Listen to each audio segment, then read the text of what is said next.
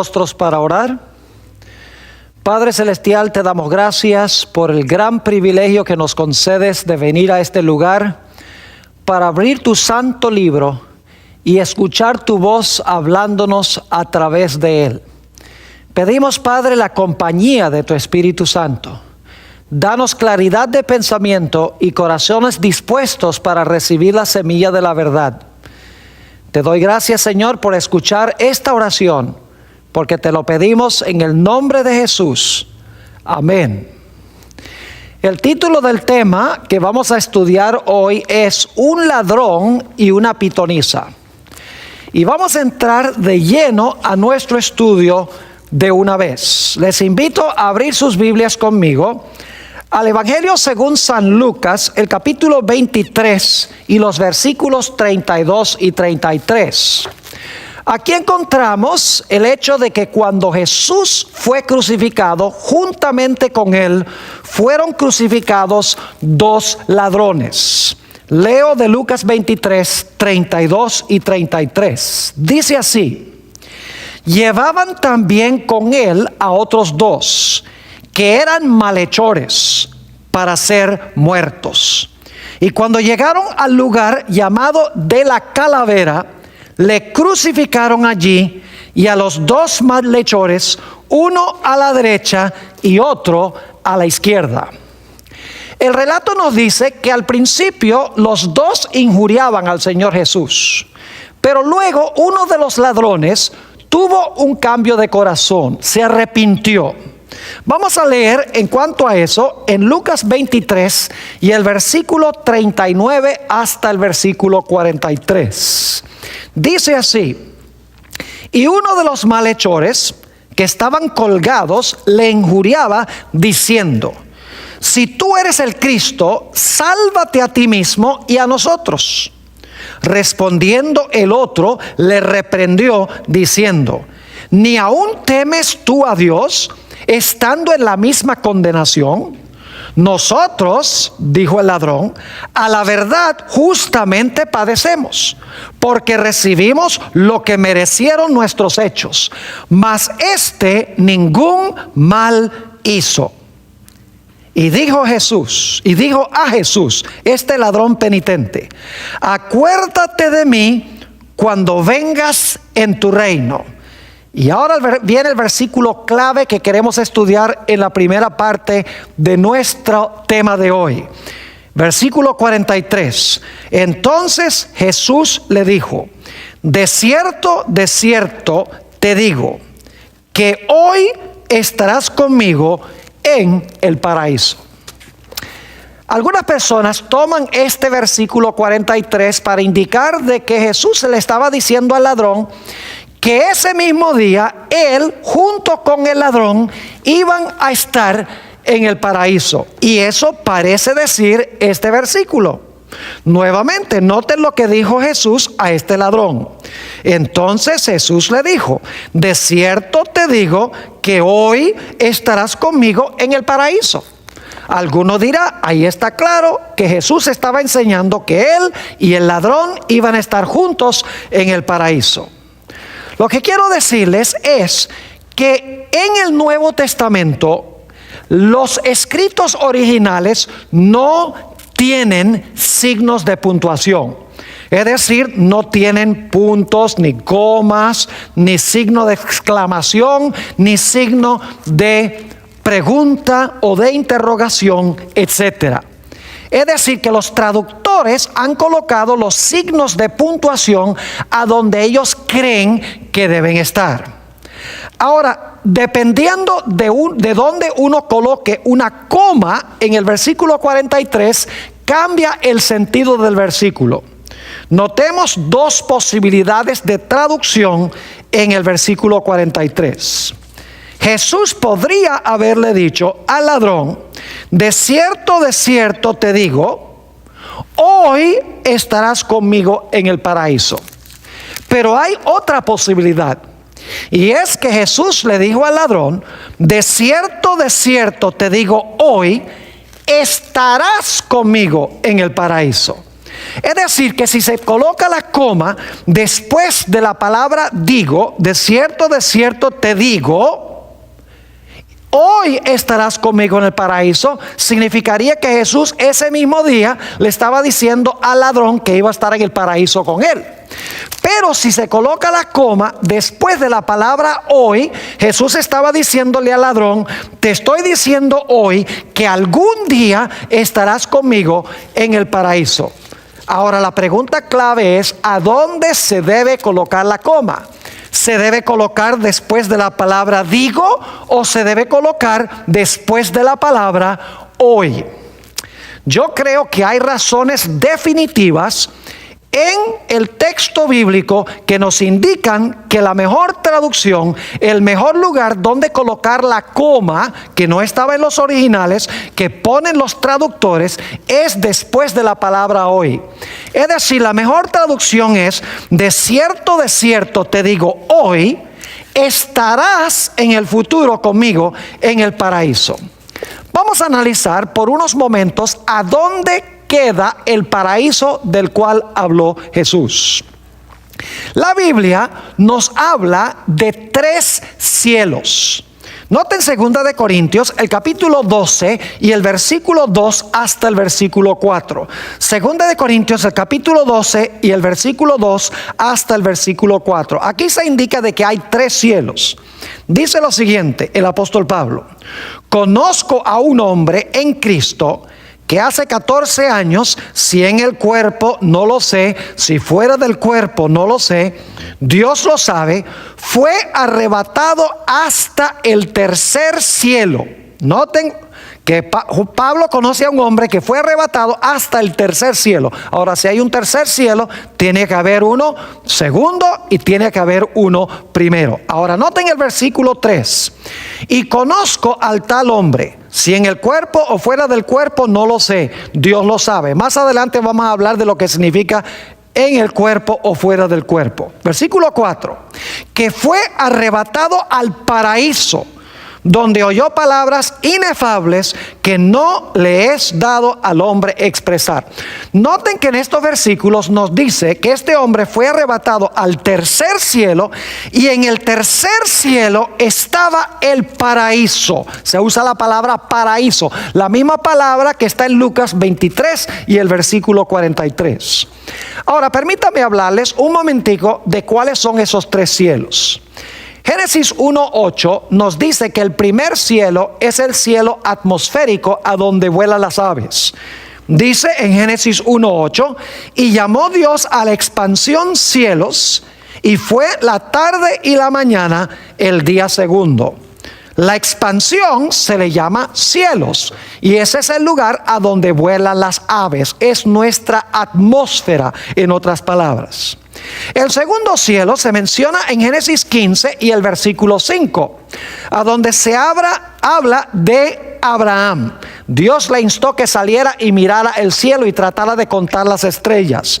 Dice en Génesis 15:5: y lo llevó fuera y le dijo: mira ahora los cielos y cuenta las estrellas si las puedes contar. Y le dijo: así será tu descendencia. También se conoce el universo estelar como cielos. Ese es el segundo cielo. El primer cielo, en otras palabras, es la atmósfera a donde vuelan las aves. El segundo cielo es el cielo estelar, donde están el sol, la luna y las estrellas. El tercer cielo, como hemos visto, es el lugar a donde se encuentra el paraíso. Ahora, inmediatamente nos preguntamos: ¿a dónde queda ese paraíso? Vamos a Apocalipsis, el capítulo 2 y el versículo 7. Apocalipsis, el capítulo 2 y el versículo 7. Aquí se está hablando de el árbol de vida que queda en el paraíso de Dios. Dice allí en Apocalipsis 2:7: el que tiene oído, oiga lo que el Espíritu dice a las iglesias.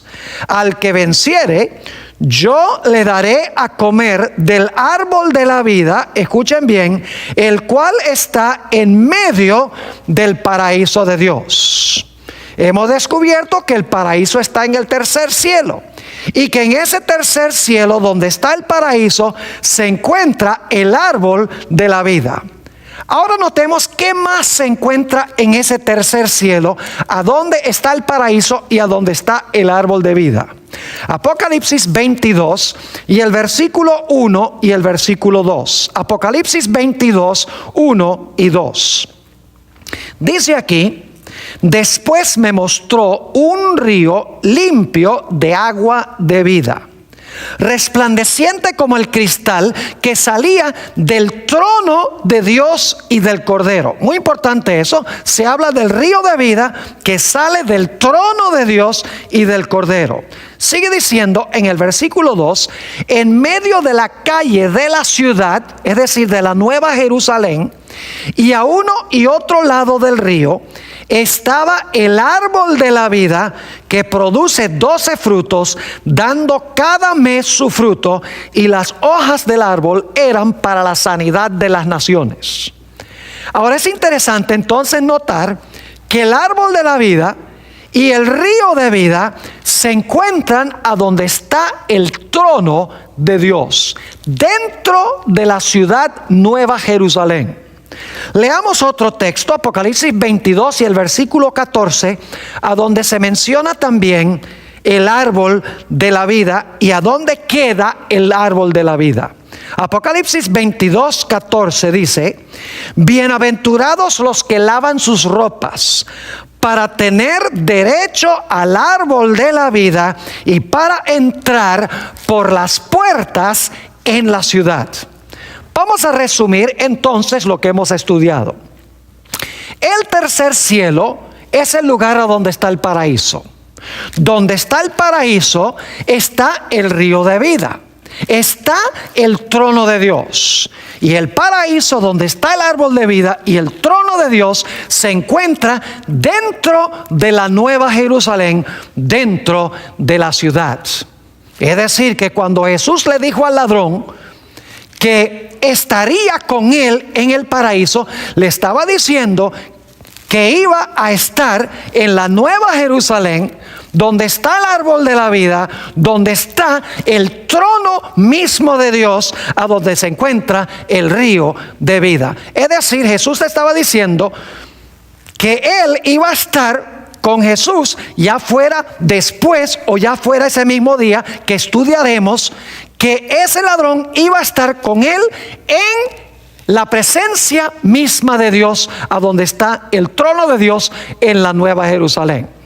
Lamentablemente, durante el periodo intertestamental, es decir, el periodo entre el Antiguo Testamento y el Nuevo Testamento, se desarrolló una tradición judía, que no es bíblica, de que el paraíso era un lugar intermediario a donde iban las almas de los salvos antes de que fueran conducidos a la presencia de Dios.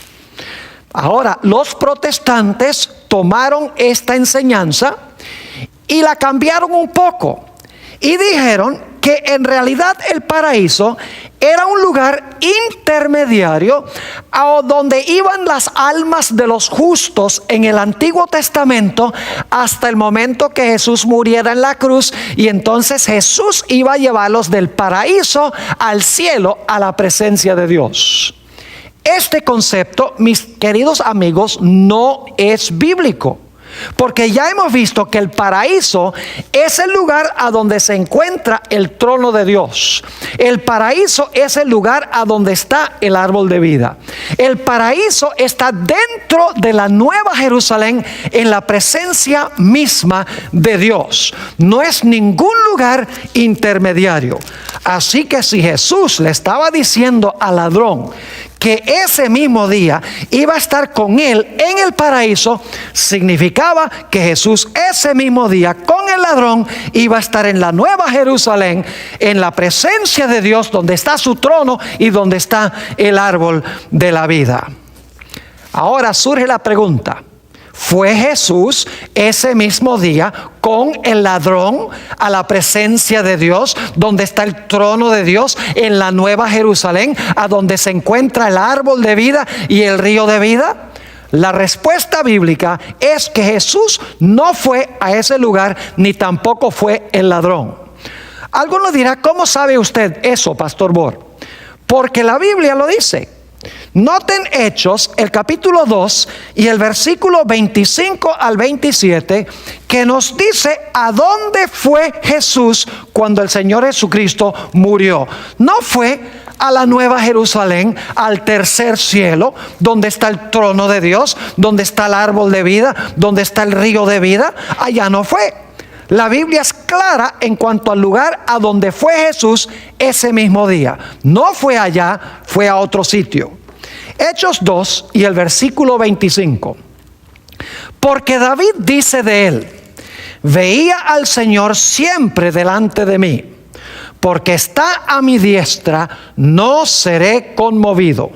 Por lo cual mi corazón se alegró y se gozó mi lengua, y aún mi carne descansará en esperanza. Esta es una promesa en cuanto al Mesías. Aquí está hablando el Mesías, Jesús, y está diciendo: mi carne descansará en esperanza. Ahora, ¿por qué la carne de Jesús iba a descansar en esperanza? Versículo 27. Porque no dejarás mi alma en el Hades, ni permitirás que tu santo vea corrupción. Ahora necesitamos nosotros estudiar esta palabra alma y también la palabra Hades. Permítanme leerles cómo reza este versículo en la Nueva Versión Internacional. Yo acabé de leer de la versión de 1960, Reina Valera, pero voy a leer ahora de la Nueva Versión Internacional, Hechos 2 y el versículo 27. Nos va a explicar qué significa la palabra alma y nos va a explicar dónde es el Hades. Dice allí en la Nueva Versión Internacional: no dejarás que mi vida, noten que la palabra alma significa la vida, no dejarás que mi vida termine en el sepulcro. Es decir, el Hades es el sepulcro.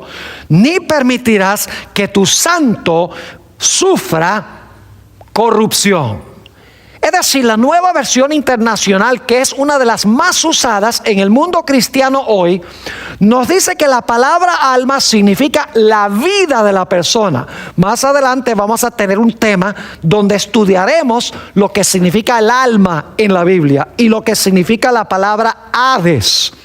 Pero vale decir por ahora que la palabra alma aquí sencillamente significa la vida de la persona y el Hades significa el sepulcro. Es decir, el Señor Jesucristo en este salmo está diciendo que Dios no iba a dejar su vida allí en el sepulcro. Dicho sea de paso, en la versión Reina Valera de 1960 se traduce la palabra Hades con la palabra sepulcro en 1 Corintios el capítulo 15 y el versículo 55. Allí dice: ¿dónde está, oh sepulcro, tu victoria? Es decir, este texto nos está diciendo que el Señor Jesucristo ese día no fue al tercer cielo, a donde está el trono de Dios, a donde está el árbol de la vida, sino que fue al sepulcro. Ahora, quiero que noten en Juan 19, 31 al 34, que el ladrón ni siquiera se murió ese mismo día. ¿Cómo podría haber ido con Jesús al paraíso ese día si el ladrón ni siquiera se murió ese día? Juan 19, 31 al 34 dice: entonces los judíos, por cuanto era la preparación de la Pascua, a fin de que los cuerpos no quedasen en la cruz el día de reposo, pues aquel día de reposo era de gran solemnidad, rogaron a Pilato que les quebrasen las piernas. Es decir, vamos a quebrarle las piernas a estos tres que están en las cruces, y fuesen quitados de allí. Vinieron pues los soldados y quebraron las piernas al primero y asimismo al otro que había sido crucificado con él. Estaban vivos todavía, por eso quebraron las piernas. Y alguno dirá, ¿cómo sabe eso? Sigamos leyendo. Mas cuando llegaron a Jesús, cuando le vieron ya muerto, no le quebraron las piernas. Es decir, como vieron a Jesús muerto, no le quebraron las piernas. Los ladrones no estaban muertos, por eso le quebraron las piernas. Dice, pero uno de los soldados le abrió el costado con una lanza y al instante salió sangre y agua. Es decir, en ese momento, cuando iban a bajar de las cruces a los prisioneros, los dos ladrones todavía no habían muerto. Ahora surge la pregunta, ¿a qué horas del día murió Jesús? Mateo 27, 46 al 50 tiene la respuesta. Mateo 27, 46 al 50. Dice lo siguiente: cerca de la hora novena, eso es las 3 de la tarde, dicho sea de paso, Jesús clamó a gran voz diciendo, Elí, Elí, lama sabactani. Esto es, Dios mío, ¿por qué me has desamparado? Algunos de los que estaban allí decían al oírlo, a Elías llama a este. Y al instante, corriendo uno de ellos, tomó una esponja y la empapó de vinagre y poniéndola en una caña le dio a beber. Pero otros decían, deja, veamos si viene Elías a librarle. Mas Jesús, habiendo otra vez clamado a gran voz, entregó el Espíritu. Este texto nos dice claramente que el Señor Jesucristo murió después de las 3 de la tarde. Después de esa hora es que iban a bajar a los prisioneros de la cruz. Es decir, que los ladrones no habían muerto aún a las 3 de la tarde y por eso había urgencia de bajar sus cuerpos de la cruz. Es interesante entonces notar que los ladrones no murieron ese mismo día. Jesús sí murió, pero los ladrones no. Y ya hemos visto que Jesús ese día fue al sepulcro porque Dios no iba a dejar su vida en el sepulcro. Es decir, que según la Biblia, Jesús no fue al paraíso ese día, ni tampoco el ladrón fue al paraíso ese día, porque el ladrón penitente no había muerto y Jesús no fue al paraíso, sino que fue al sepulcro. Ahora, yo quiero comprobarles bíblicamente que el Señor Jesucristo no fue a donde su Padre en el momento de su muerte. Noten Juan el capítulo 20 y el versículo 1. Está hablando de la resurrección de Jesús. Jesús murió, todos sabemos esto, el 6º día de la semana que llamamos Viernes Santo. La Biblia nos dice que resucitó el primer día de la semana que se conoce como Domingo de Resurrección. Noten Juan 20 y el versículo 1. El primer día de la semana, María Magdalena fue de mañana, siendo aún oscuro, al sepulcro y vio quitada la piedra del sepulcro. Claramente nos dice aquí que el primer día de la semana fue que se halló el sepulcro vacío porque ese día resucitó Jesús. Ahora quiero leerles un versículo de algo que sucede ese día, ese mismo día, allí en el huerto, con Jesús y con María Magdalena. Juan 20 y el versículo 17. Jesús se encuentra con María Magdalena y María Magdalena quiere tocar a Jesús. Y fíjense lo que le dijo el maestro. Juan 20, 17. Jesús le dijo, no me toques, porque aún no he subido a mi Padre.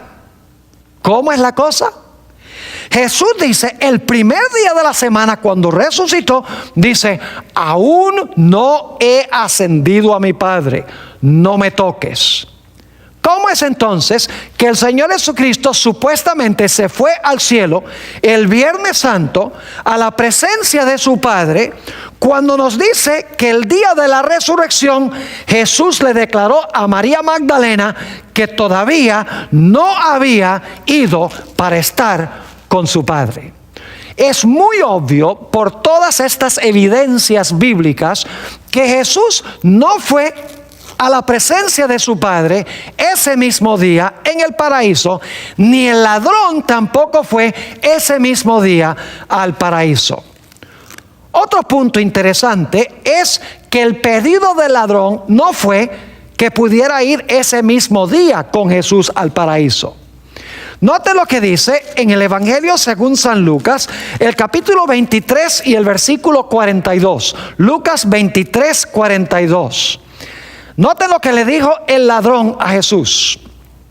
Acuérdate de mí cuando vengas en tu reino. Otras versiones dicen cuando entres en tu reino. Yo pregunto, ¿cuándo fue que Jesús entró en su reino? Mis queridos amigos, Jesús no entró en su reino, sino hasta que ascendió 40 días después de la resurrección. Y si esto significa cuando vengas en tu reino, pues Jesús no viene en su reino, sino hasta su segunda venida. Es decir, el ladrón no le estaba pidiendo a Jesús ir ese mismo día allá al paraíso, sino que le estaba diciendo a Jesús, cuando entres en tu reino o cuando vengas en tu reino, acuérdate de mí y sálvame.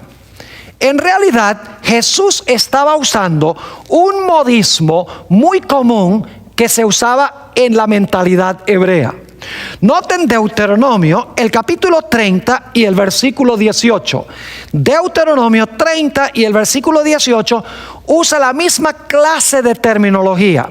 Jesús está diciendo, mira, hoy que tú estás en esa cruz colgado, que parece que no tienes esperanza, hoy, cuando yo estoy aquí colgando en esta cruz, hoy te estoy diciendo, te estoy asegurando, este día que estarás conmigo en el futuro, en el paraíso. Noten Deuteronomio 30, 18, cómo se usa esa misma idea que hoy va a pasar algo en el futuro. Dice aquí, hablando Moisés, yo os protesto hoy, que de cierto pereceréis. Fíjense, les digo hoy que de cierto en el futuro pereceréis. No prolongaréis vuestros días sobre la tierra a donde vais, pasando el Jordán para entrar en posesión de ella. Es decir, que no podemos usar Lucas 23, 43 para enseñar que ese mismo día el alma de Jesús se fue al cielo y el alma del ladrón se fue al cielo. No dice nada de que el alma iba a ir, el alma de Jesús y el alma del ladrón. Ese mismo día no fueron allá. Así que la traducción correcta, el lugar donde debe ir la coma es: de cierto te digo, hoy estarás conmigo en el paraíso. Ahora vamos a nuestro segundo episodio de estudio, el episodio de la pitonisa de Endor. Déjenme darles un poquito de marco histórico. Resulta que la Biblia nos dice que el rey Saúl había pasado la mayor parte de su gobierno persiguiendo a David, que se había tornado en la mente de él en su enemigo. Y como se había enfocado tanto en perseguir a David, descuidó su reino. Y los filisteos tomaron gran ventaja, conquistaron gran territorio de Israel.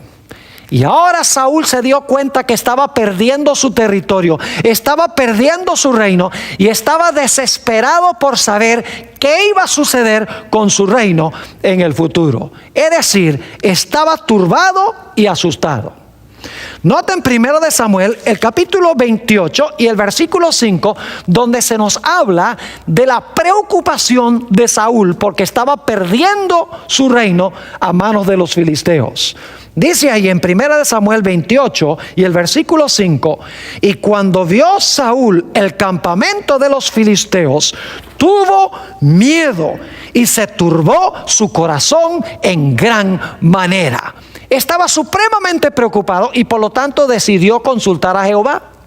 Ahora, Dios había establecido ciertos métodos aceptables y convencionales para comunicarse con Él.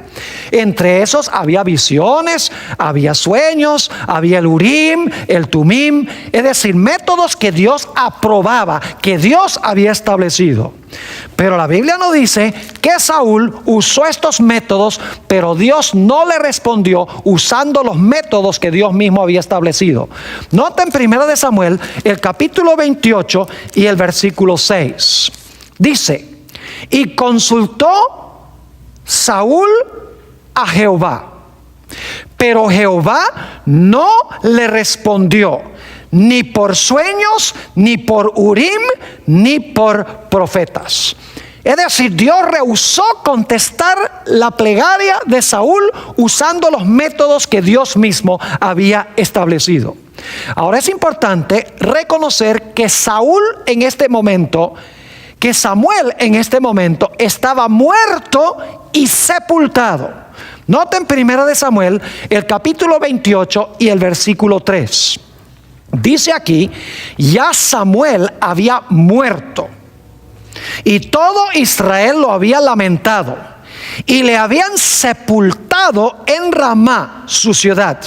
Y Saúl había arrojado de la tierra a los encantadores y adivinos. Así que noten que Samuel en este momento estaba muerto y estaba enterrado. Ese es un dato muy importante. Ahora yo pregunto, ¿en qué condición se encuentran los muertos cuando están enterrados?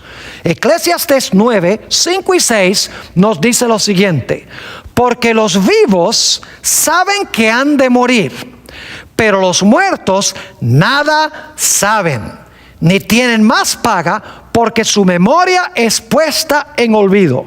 También su amor y su odio y su envidia fenecieron ya, y nunca más tendrán parte en todo lo que se hace debajo del sol.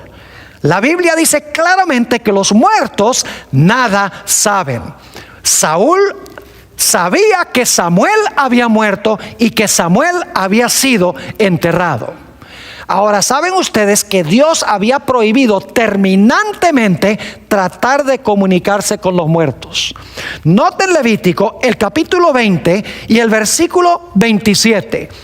Levítico 20, 27. Dice aquí: y el hombre o la mujer que evocare espíritus de muertos, o se entregare a la adivinación, ha de morir. Serán apedreados, su sangre será sobre ellos. Y en Levítico 19 y el versículo 31 dice Dios: no os volváis a los encantadores ni a los adivinos, no los consultéis, contaminándoos con ellos, yo Jehová vuestro Dios. Noten entonces que Dios había prohibido terminantemente tratar de comunicarse con los muertos. Y hay una razón especial, y es que los muertos no saben nada. Es imposible, según la Biblia, comunicarse con los muertos. Por eso Dios dijo: el que trate de comunicarse con un muerto debe ser apedreado. Dicho sea de paso, Saúl sabía que estaba prohibido tratar de comunicarse con los muertos. Noten 1 Samuel, el capítulo 28 y el versículo 9. 1 Samuel 28, 9. Aquí llegó a donde está la pitonisa de Endor. Y dice allí: y la mujer le dijo: he aquí tú sabes lo que Saúl ha hecho, porque Saúl estaba disfrazado, lo que Saúl ha hecho. Cómo ha cortado de la tierra a los evocadores y a los adivinos. ¿Por qué pues pones tropiezo a mi vida para hacerme morir? Saúl sabía que no se debía consultar a los muertos. Por eso la Biblia nos dice que Saúl se disfrazó para tratar de engañar a la pitonisa. Noten 1 Samuel, el capítulo 28 y el versículo 7 y 8. 1 Samuel 28, 7 y 8. Entonces Saúl dijo a sus criados: buscadme una mujer que tenga espíritu de adivinación, para que yo vaya y por medio de ella pregunte. Y sus criados le respondieron: he aquí hay una mujer en Endor que tiene espíritu de adivinación. Y se disfrazó Saúl y se puso otros vestidos. Y se fue con 2 hombres y vinieron a aquella mujer de noche. ¿Sabía Saúl que lo que estaba haciendo era prohibido por Dios? Claro que sí. Dice que se disfrazó, se colocó otros vestidos, llegó de noche. Y luego dice, y él dijo: yo te ruego que me adivines por el espíritu de adivinación y me hagas subir a quien yo te dijere. Saúl sabía que estaba prohibido terminantemente consultar a los muertos. Por eso había echado a las pitonisas y a los adivinadores de Israel. Lo interesante es que Saúl le dijo a la pitonisa: hazme subir a quien yo te dijere. Noten 1 Samuel, el capítulo 28 y el versículo 11. Nos dice a quién era que Saúl quería que la pitonisa hiciera subir. Dice allí, la mujer entonces dijo: ¿a quién te haré venir? Dice aquí en la versión del 60. Todas las versiones más famosas dicen: ¿a quién te haré subir? Y él respondió: hazme subir o hazme venir a Samuel. Ahora, hemos visto que Samuel estaba muerto y había sido sepultado. Pero aquí encontramos que Saúl le está diciendo a la pitonisa: hazme subir a Samuel. Ahora, sabemos que Samuel era un hombre que estaba entregado a Dios. Es uno de los justos. Vamos a ver en unos momentos. ¿Cómo es que Samuel, si era justo, no se había ido en el momento de la muerte al cielo, como creen muchos? ¿Cómo es que iba a subir de donde se había ido por ahí abajo? Esperaríamos que si se había ido al cielo, que debía bajar, no debía subir. Ahora se vuelve aún más interesante esta historia. En 1 Samuel 28 y el versículo 13 nos dice que cuando la pitonisa finalmente hizo subir al supuesto Samuel, vio algo muy interesante. 1 Samuel 28 y el versículo 13. La pitonisa descubre que ese hombre que le está pidiendo que le haga este favor es Saúl. Dice allí la mujer a Saúl: ¿por qué me has engañado? Pues tú eres Saúl. Y el rey le dijo: no temas, ¿qué has visto? Y ahora escuchen esto. Y la mujer respondió a Saúl: he visto dioses que suben de la tierra. ¿Cómo? ¿Veo qué? Dioses que suben de la tierra. ¿Qué está diciendo la pitonisa? La pitonisa está diciendo que Samuel es un dios, que cuando murió se convirtió en un dios. ¿Dónde se originó esta idea de que una persona puede ser como Dios y que no muere? Noten Génesis, el capítulo 3 y el versículo 4 y el versículo 5, la primera mentira de la historia. Entonces la serpiente dijo a la mujer: no moriréis, sino que sabe Dios que el día que comáis de él, serán abiertos vuestros ojos y seréis como Dios, sabiendo el bien y el mal. Es decir, Satanás le dijo a Eva: no vas a morir, sino que vas a ser como Dios. Aquí la pitonisa está diciendo: estoy haciendo subir a Samuel, porque Samuel en realidad no está muerto, como dice la Biblia, y está diciendo que Samuel que está subiendo es un Dios, porque ella dice: he visto dioses subiendo de la tierra. Ahora, lo interesante es ver la forma en que esta pitonisa vio a Samuel, al supuesto Samuel. 1 Samuel, el capítulo 28 y el versículo 14 nos dice, hablando Saúl a la pitonisa, él le dijo: ¿cuál es su forma? Es decir, ¿cuál es la forma de este Dios que está subiendo de la tierra? Y ella respondió: un hombre anciano viene. Y una mejor traducción de todas las versiones que yo examiné en inglés, las más famosas, dicen: un hombre anciano sube, cubierto de un manto, Qué cosa interesante. Un hombre anciano, un viejo cubierto de un manto. ¿Saben que esa es la forma como los espiritistas en la antigüedad veían a los supuestos espíritus de los difuntos que subían? Los veían cubiertos de un manto y viejitos. Ahora, note lo que sigue diciendo. Saúl entonces entendió. Note que no dice que era Samuel, dice que Saúl entendió que era Samuel, y humillando el rostro a la tierra hizo gran reverencia. Es decir, que Saúl prácticamente está adorando a esta entidad que está subiendo de la tierra, este Dios supuesto del cual está hablando la pitonisa. Ahora yo pregunto, ¿a dónde iba a ir Saúl el siguiente día después de esta conversación? La Biblia dice que Saúl iba a morir en la batalla, pero fíjense la gran mentira que echó este supuesto Samuel a la pitonisa, y la pitonisa le dio el mensaje a Saúl. Primera de Samuel, el capítulo 28 y el versículo 19. Dice allí: y Jehová entregará a Israel también contigo en manos de los filisteos. Es decir, tú, Saúl, vas a caer en manos de los filisteos. Y fíjense lo que dice el supuesto Samuel, que en realidad es un demonio disfrazado de Samuel. Dice: y mañana estaréis conmigo. Dice este supuesto Samuel: mañana estaréis conmigo tú y tus hijos, y Jehová entregará también al ejército de Israel en mano de los filisteos. Qué raro que este supuesto Samuel le esté diciendo a Saúl: mira, mañana tú vas a estar en el mismo lugar a donde estoy yo. Entonces, ¿qué? ¿Los justos y los impíos van al mismo lugar cuando mueren? Eso es lo que enseña el espiritismo. El espiritismo no enseña que los justos van al cielo y los impíos van al infierno. Ellos enseñan que los justos y los impíos todos van al mismo lugar.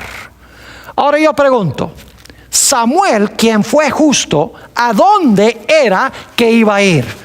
¿Saúl iba a estar en el mismo lugar que el justo Samuel? En ningún sentido de la palabra.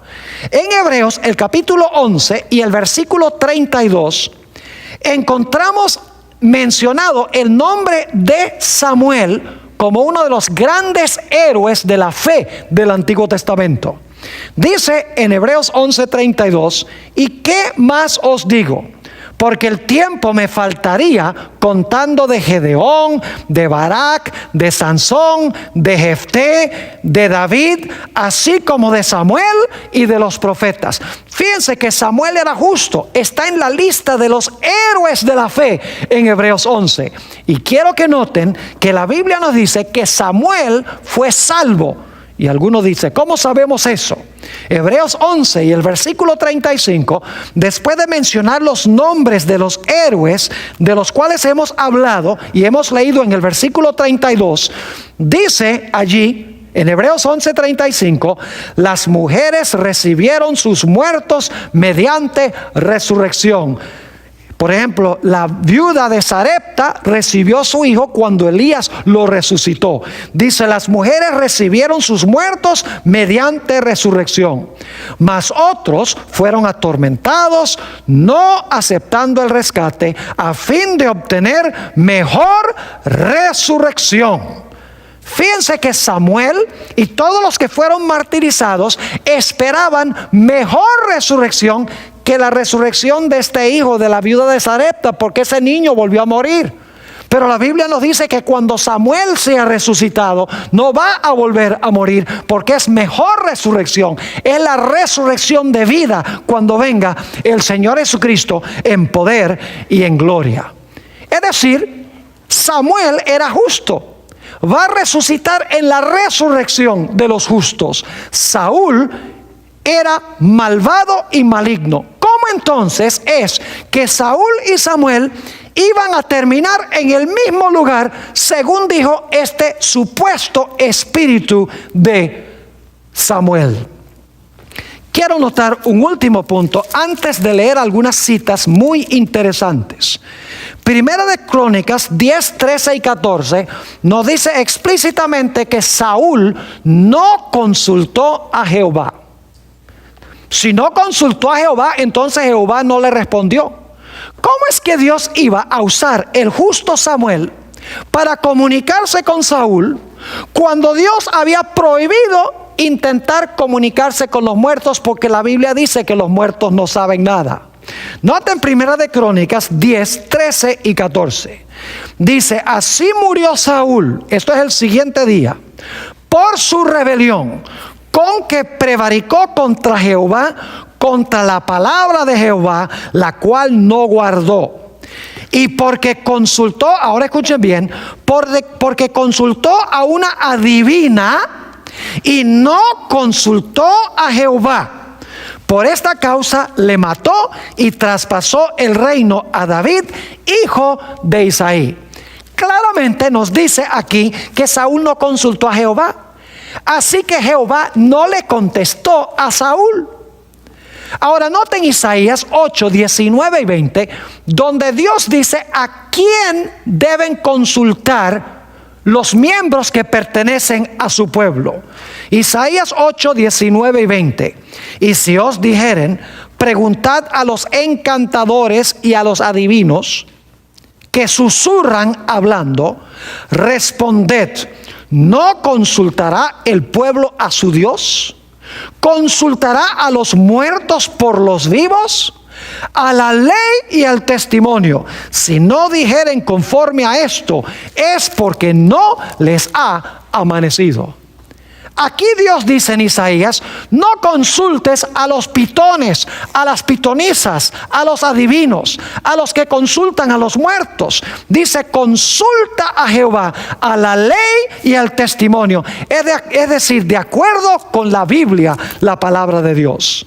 Pero alguno dirá: pero pastor, allí dice que aparentemente fue Samuel el que se le apareció a la pitonisa de Endor. Quiero que noten un dato muy interesante en 1 de Samuel 28 y el versículo 14. 1 de Samuel 28 y el versículo 14. Dice allí que Saúl en realidad no vio a Samuel. La pitonisa fue la que dijo que vio a Samuel. Pero la Biblia nos dice que Saúl percibió que era Samuel. Fíjense lo que dice 1 de Samuel 28, 14. Saúl entonces entendió, otra traducción dice percibió, que era Samuel, y humillando el rostro a tierra hizo gran reverencia. Dice que Saúl percibió que era Samuel. Ahora, ¿cómo estaban los poderes de percepción de Saúl en este momento? 1 de Samuel 16, 14 nos dice que para este momento Saúl estaba bajo el control de un espíritu malvado. Note lo que dice 1 de Samuel 16 y el versículo 14. Dice: el espíritu de Jehová se apartó de Saúl, y le atormentaba un espíritu malo de parte de Jehová. No dice que Dios le mandó el espíritu malo, esa es la impresión que da. Pero cuando dice que un espíritu malo fue enviado por Dios a Saúl, lo que quiere decir es que Dios quitó su protección y permitió que el espíritu fuera y atormentara a Saúl, porque Saúl para este momento se había entregado en manos de Satanás.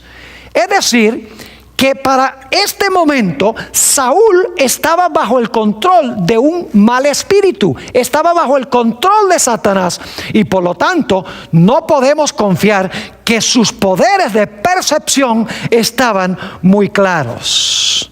Ahora quiero leerles algunas citas muy interesantes de una escritora que se llama Elena G. de White.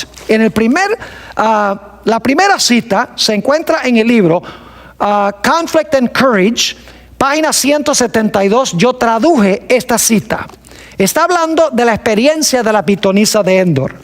Dice: cuando Saúl inquirió de Samuel, el Señor no causó que Samuel se le apareciera. Saúl no vio nada, y eso es lo que dice la Biblia.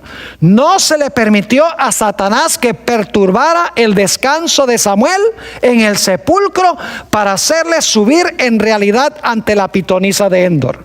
Dios no le da a Satanás el poder de resucitar a los muertos. Ahora escuchen, pero los ángeles de Satanás asumen la forma de amigos difuntos y hablan y actúan como ellos. Y por medio de estos supuestos amigos muertos puede llevar adelante mejor su obra de engaño. Satanás conocía muy bien a Samuel y sabía cómo imitarlo ante la pitonisa de Endor, y sabía también cómo predecir correctamente la suerte de Saúl y de sus hijos. Si Satanás estaba en pleno control de Saúl, obviamente Satanás podría llevar a los filisteos a matar a Saúl, porque Saúl estaba desamparado de la protección de Dios. En el libro El conflicto de los siglos, la página 608, encontramos esta declaración impactante de la misma autora sobre el poder que tiene Satanás. Dice allí: Satanás puede evocar ante los hombres la apariencia de sus amigos desfallecidos. La falsificación es perfecta. Fíjese que Satanás puede hacer una falsificación perfecta de los familiares. Sigue diciendo: los rasgos familiares, las palabras y el tono son reproducidos con una exactitud maravillosa. Muchas personas se consuelan con la seguridad de que sus seres queridos están gozando de las delicias del cielo, y sin sospechar ningún peligro dan oídos a espíritus seductores y a enseñanzas de demonios. Ahora, alguno dirá: ¿cómo fue posible que este espíritu malvado, este espíritu enviado por Satanás, que falsificó o imitó a Samuel mientras Samuel estaba vivo, cómo es que pudo predecir que el siguiente día Saúl iba a ser muerto en la batalla? Permítame leerles una cita muy interesante que encontramos en el libro Patriarcas y Profetas, la página 743. Dice allí la autora: Satanás induce a los hombres a que consulten a los que poseen espíritus adivinadores. Y mediante, ahora escuchen bien, y mediante la revelación de cosas pasadas ocultas. ¿Por medio de qué? Por medio de la revelación de cosas pasadas ocultas, les inspira confianza en su poder de predecir lo por venir. Yo pregunto: ¿Satanás conoce las cosas ocultas de la gente? Claro que sí. Él es invisible y es capaz de meterse a ver las cosas más secretas que hace la gente. Por eso ustedes han notado algunas personas en televisión que la gente los llama por teléfono y dice: yo quiero saber qué pasó con mi familiar que murió, dónde está, qué está haciendo. Y esa persona en el otro lado del teléfono le puede decir: tiene tantos años, ¿verdad que sí? ¿Cómo no? Y vivió en tal lugar, ¿verdad? Y tiene 2 hermanos. Puede dar muchos detalles en cuanto a la vida de esa persona que nunca conoció. ¿Quién le está revelando esa información? ¿El espíritu de un difunto? No. Satanás, que conocía muy bien la vida de esa persona.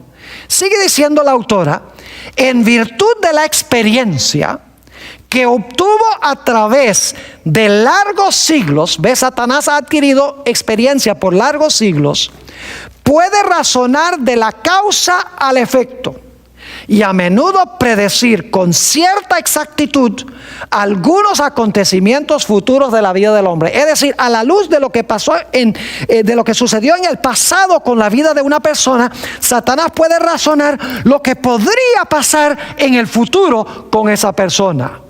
Y luego dice la autora: así puede engañar a ciertas pobres almas mal encaminadas, ponerlas bajo su poder y llevarlas cautivas a su voluntad.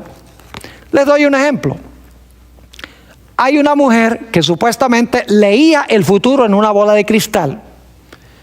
Se llamaba Jean Dixon. Ella murió hace algunos años. Saben que ella pudo predecir con precisión extraordinaria la muerte de Robert Kennedy. Predijo el hotel a donde iba a ser muerto, el Hotel Embajador. Predijo el mes en que iba a ser muerto, el mes de junio. Predijo que le iban a disparar. Y así, varios meses después, sucedió exactamente como dijo Jean Dixon. Entonces la gente dice, ve, Jean Dixon tiene la capacidad de predecir el futuro porque estas entidades del mundo invisible le revelan el futuro a ella. En ningún sentido de la palabra. Satanás sabía que Robert Kennedy iba a estar en ese hotel. Y sabía cuándo iba a estar en ese hotel, porque Satanás podía leer el calendario de Robert Kennedy.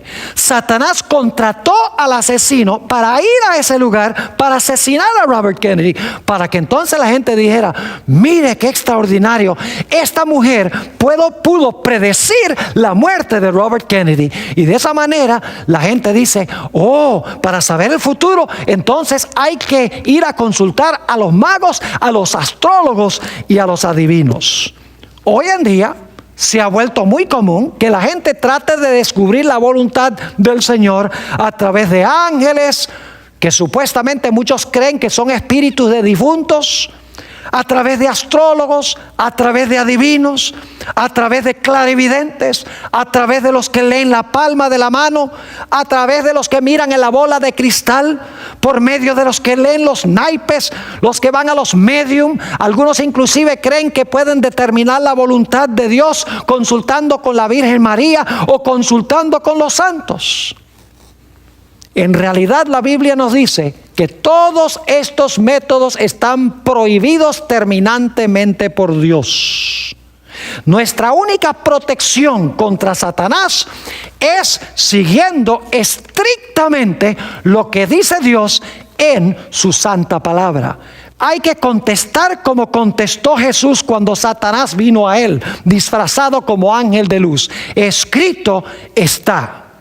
Como dice en Isaías el capítulo 8 y el versículo 19 que ya leímos, cuando te digan que consultes a los adivinos y a los que consultan a los muertos, no consultará el pueblo a su Dios, a la ley y al testimonio. Si no hablaren conforme a esto, es porque no les ha amanecido.